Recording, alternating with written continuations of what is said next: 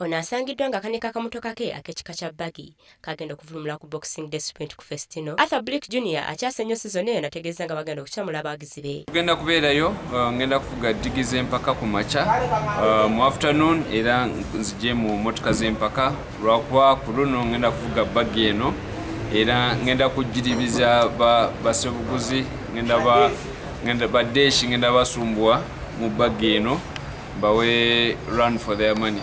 26th of December ebera part of the festive season kati fe nganze ku moroka nakafuna moroka eno ngezaako okugimaliriza ogezako gitestinga okulaba bwe nekola for the next 2016 season.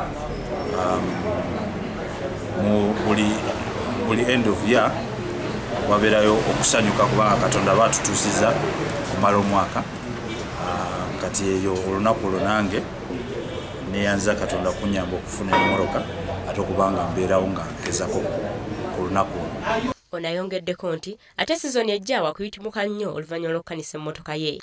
Ate ye munne Albert Ofongo wakuvulumula emmotoka ye ekika kya Subaru N10. Olivia Nakate, WBS TV, Kampala.